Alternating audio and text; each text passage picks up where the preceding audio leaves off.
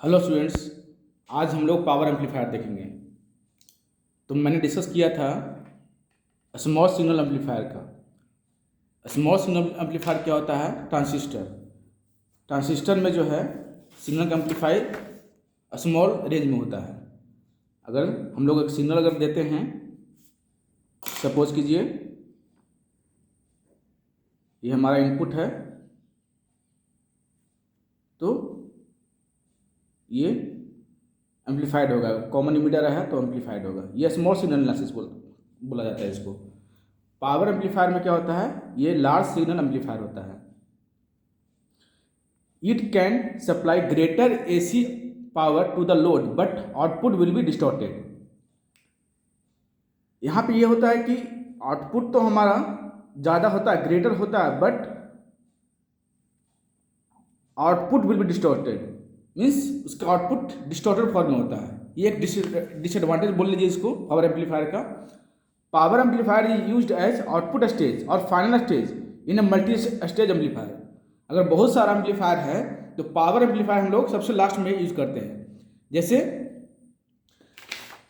Suppose कीजिए कि ये हमारा इनपुट सिग्नल है, उसके बाद फर्स्ट एम्पलीफायर, और भी एक ले लीजिए सेकंड एम्पलीफायर, लास्ट में मान लीजिए कि हमारा ऑडियो सिस्टम है या साउंड बॉक्स है, तो उसके पहले हम लोग लगाएंगे पावर एम्पलीफायर। पावर एम्पलीफायर के बाद यहाँ पे क्या कहाँ डाल देंगे? इसको साउंड बॉक्स में डाल देंगे। ठीक है, तो ये मेरा आउटपुट स्टेज हो गया। तो उसके पहले, जस्ट आउटपुट स्टेज के पहले जब हम लोग हैं पावर एम्पलीफायर यूज करते हैं। It uses power amplifier which has ability to operate at higher power level. Power transistor use heat sink to increase the rate of heat transfer to surrounding. अब देखिए, ज़्यादा पावर देगा इसका मतलब कुछ ना कुछ हमारा कंडीशन होता है। तो इसमें क्या होता है कि मैक्सिमम पावर होने के कारण इसका सर्किट के अंदर हीट जनरेट होना स्टार्ट हो जाता है, जो कि हम लोग इसको हीट सिंक से इसको एलिमिनेट करते हैं। आपने देखा होगा अगर एम और रेडियो स्टेशन कहीं गए होंगे तो वहाँ पर देखिएगा जहाँ ट्रांसमिशन होता है वहाँ पर जगह जगह हीट सिंक लगे रहते हैं। तो मैं एक बार गया था तो मैं पूछा था कि क्यों लगा रहता है, तो उन्होंने बताया था, डिटेल में बताया था कि हीट सिंक क्यों लगा रहता है। तो जनरली क्या होता है, पावर एम्पलीफायर में हीट सिंक लगा रहता है to observe the more power to keep the system in cool way. Heat sink is made from the material which is good conductor of heat such as aluminium. ये aluminium से बना होता है। Power transistor has wider base region compare to normal transistor. अब देखिए, मैं बताया था क्या कि ट्रांजिस्टर में यहाँ पे क्या होता है, इमीटर। बेस का रीजन बहुत ही छोटा होता है, स्मॉल होता है, और कलेक्टर का रीजन ज़्यादा होता है। डॉपिंग सबसे ज़्यादा इसमें होता है, उसके बाद इसमें होता है, उसको सबसे कम इसमें होता है। लेकिन पावर ट्रांजिस्टर में क्या करते हैं ना, हम लोग बेस को थोड़ा बड़ा कर देते हैं। तो बेस को बड़ा कर देते हैं तो इसमें क्या होगा, बेसिकली इसमें क्या डिसएडवांटेज आएगा? तो पहला डिसएडवांटेज आएगा कि गेन हमारा कम हो जाएगा, गेन रिड्यूस हो जाएगा। क्यों रिड्यूस हो जाएगा? क्योंकि यहाँ पर बीटा, यहाँ पर मान लीजिए इलेक्ट्रॉन चलना स्टार्ट हुआ, अगर एनपीएन लेते हैं, इलेक्ट्रॉन चलना स्टार्ट हुआ तो क्या हो गया, होल से मैक्सिमम इलेक्ट्रॉन यहीं पे खत्म हो जाएगा, वेनिश हो जाएगा, यहाँ पे बहुत ही कम जा पाएगा, तो आउटपुट में हमारा करंट नहीं मिलेगा। तो ये ऑटोमेटिक क्या होगा, करंट गेन कम हो जाएगा।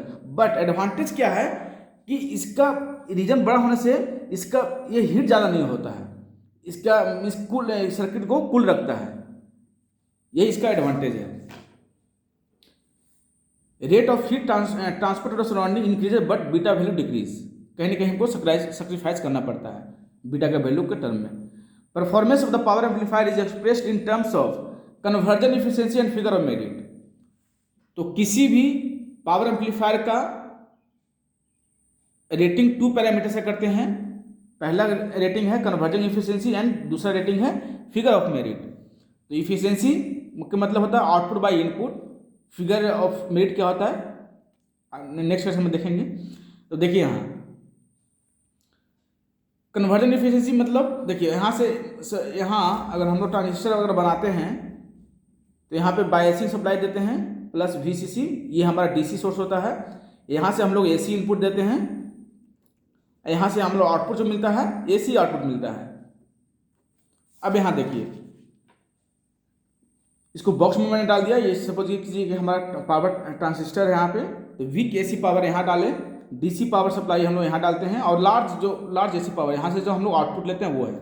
मीन्स कि यहाँ पर कह सकते हैं कि दो इनपुट है, एक DC पावर एक AC पावर। तो AC पावर हमारा वीक है जो कि एम्पलीफाइड होगा, एक DC पावर है जो कि हमेशा प्रेजेंट रहता है, बिना इसके ट्रांजिस्टर ऑन नहीं होगा। अब देखिए, a power amplifier is able to supply large AC power because it internally converts DC power into AC power. अब देखिए, इसका आउटपुट में लार्ज AC पावर जो है क्यों होता है, ये इसका कंट्रीब्यूशन सिर्फ और सिर्फ DC पावर से आता है, समझे। हम लोग ट्रांजिस्टर की बात करते थे तो बायसिंग सप्लाई होता था, तो इसका सिर्फ काम करते थे हम लोग सिर्फ ट्रांजिस्टर को ऑन करने के लिए। But in power amplifier this DC power supply is used to give internal signals. Means हम लोग एज ए इनपुट इसका यूज करते हैं, जिसका यूटिलाइज लार्ज AC पावर के टर्म में यूज होता है। अब देखिए यहाँ से, conversion efficiency is measure of the ability of power amplifier to convert DC power into AC power. अब जो है इफिशियंसी करने का मतलब क्या हो गया, हम लोग यहाँ से नहीं लेंगे। इसमें देखिए डिफरेंस क्या है। जनरली हम लोग लिखते हैं इफिशियंसी या गेन आउटपुट बाय इनपुट। तो आउटपुट हम अगर यहाँ से कंसिडर किया जाए तो आउटपुट हमारा ये हुआ, इनपुट हमारा ये हुआ। But in power amplifier DC power जो है एज ए इनपुट हम लोग कंसिडर करते हैं। ओके, तो यही है conversion efficiency the measure of ability of power amplifier to convert DC power into AC power, that is known as conversion efficiency. अगर इसको मैथमेटिकली किस प्रकार से लिखेंगे, देखिए AC power supply to the load कहाँ है, यहाँ पे।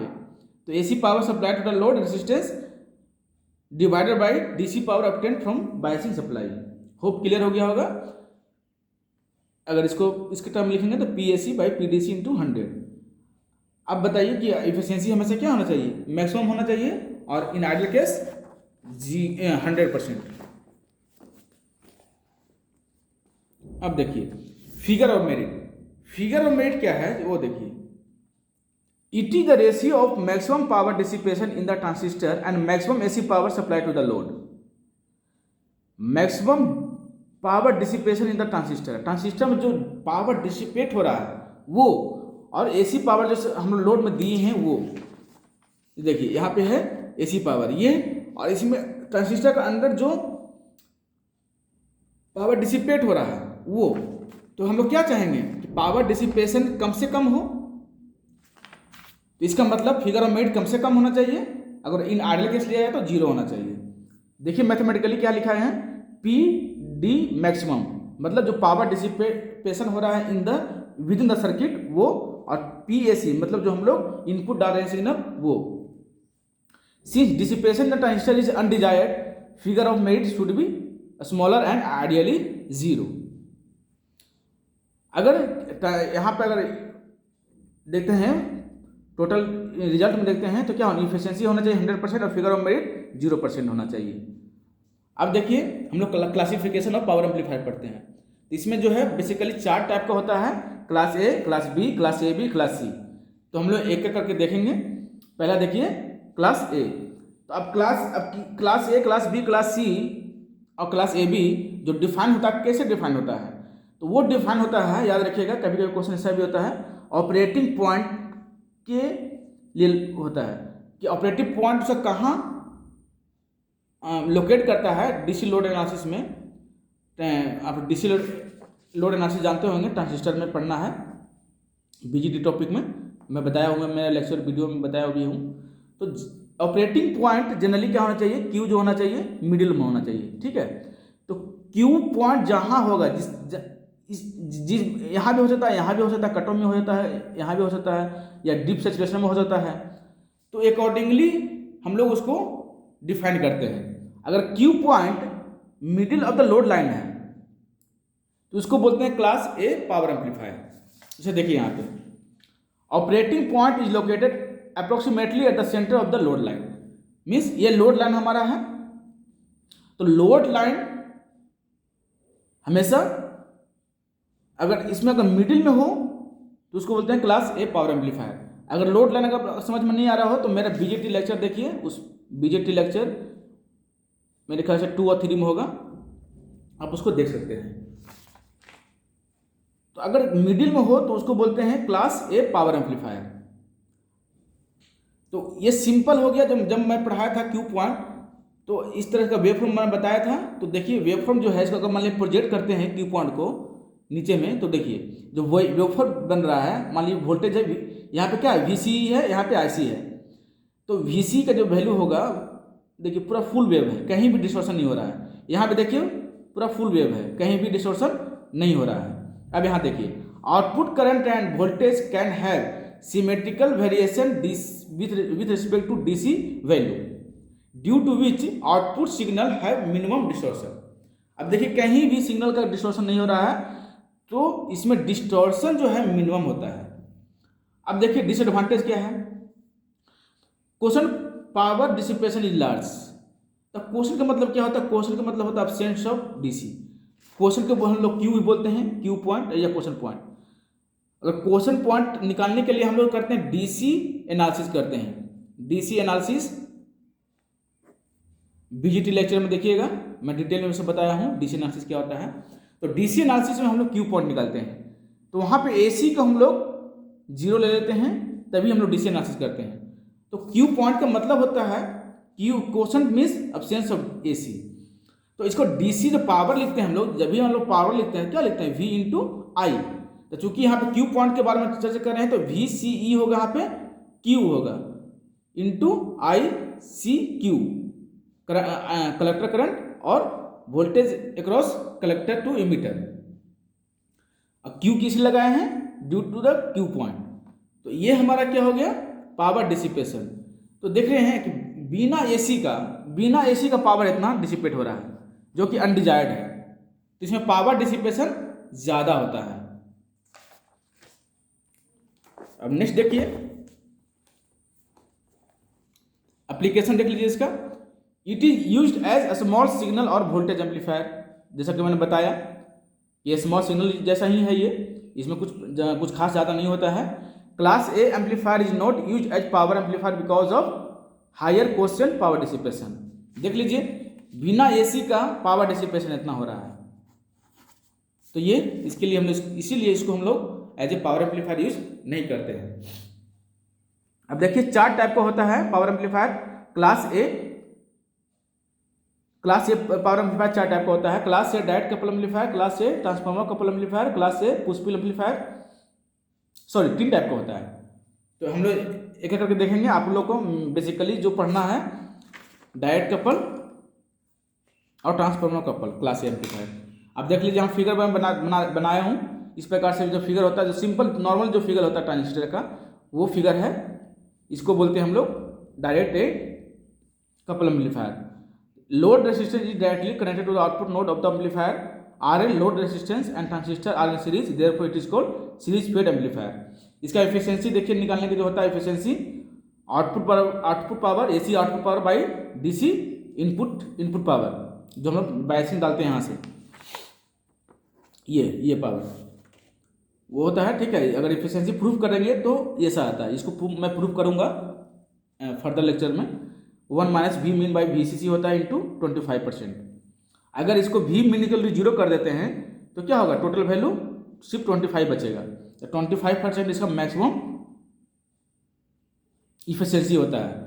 तो कभी कभी क्वेश्चन ऐसा भी आते हैं कि क्लास या डायरेक्ट कपल एम्पलीफायर का मैक्सिमम इफिशिएंसी कितना होता है, तो ये 25% होगा। फिगर ऑफ मेरिट इसका 2 होता है, जो कि बहुत ज़्यादा माना जाता है। ठीक है, पावर डिसिपेशन है और ये इनपुट पावर है हमारा। In class A amplifier, transistor dissipates maximum power in absence of AC input and gets heated up. When AC input is applied power dissipation in the transistor reduces and it cools down. देखिए इसमें case क्या है कि जब तक AC input नहीं डालते हैं, यहाँ पे क्या है हमारा डीसी पावर, और ये हमारा वीक एसी पावर। पावर करने का मतलब क्या हो, वी इंटू आई, ये output power, output AC power इसको बोलिए। तो बिना, देखिए इसमें क्या होता है, बिना इसके दिए हुए ये पावर डिसिपेट करना स्टार्ट कर देता है। ठीक है, केस क्या होता है, जब इनपुट डालते हैं तो क्या होता है, कूल्स डाउन हो जाता है। तो ये जो है अगर इसको यूज करेंगे एज ए पावर एम्पलीफायर तो डिजास्टर हो जाएगा, क्योंकि ये ऐसा है कि ऑटोमेटिक पावर डिसिपेट करते रहेगा। ट्रांजिस्टर ऐसे रखा हुआ है, बिना इनपुट डाले हुआ है, मान कनेक्शन कर दिए, सप्लाई वगैरह लगा दिए, तो उसमें पावर डिसिपेट होना स्टार्ट हो जाएगा। और जब एसी डालेंगे तो क्या होगा, कूल डाउन हो जाएगा। तो जो हम चाहते हैं वो नहीं हो पाएगा इससे, तो हम लोग इसको यूज नहीं करते हैं क्लास ए इस पावर एम्पलीफायर में।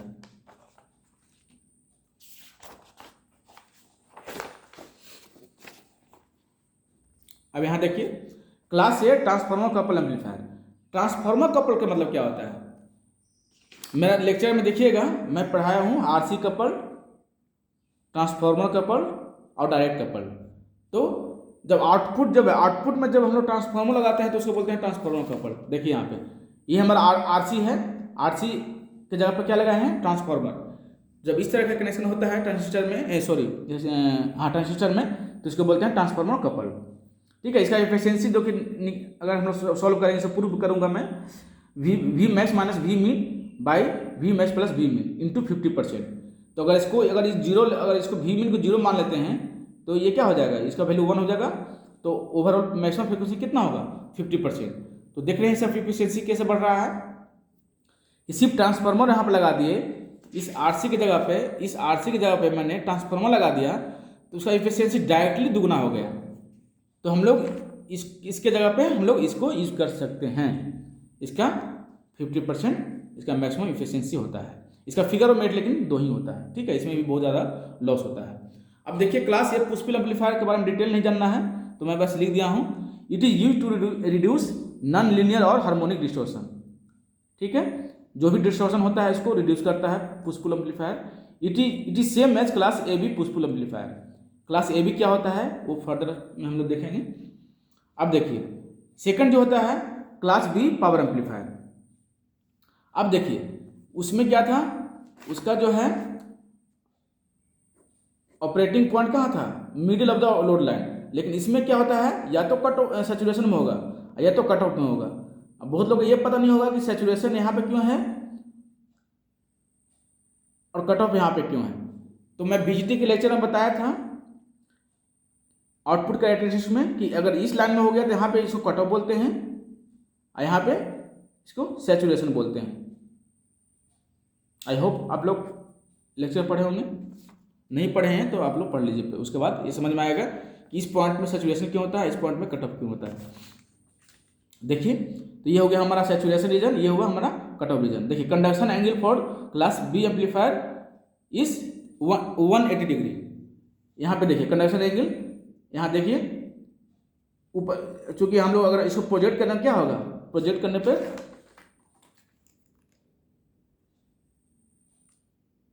ये होगा हमारा प्रोजेक्ट करने पर, अगर यहाँ पे मान लीजिए, देखिए यहाँ पे भी लिया हूँ मैं, प्रोजेक्ट करेंगे तो क्या होगा, ऊपर का जो पार्ट है कैंसिल हो जाएगा, है ना, ऊपर का पार्ट सिर्फ नीचे का पार्ट रहेगा, ये कैंसिल हो गया।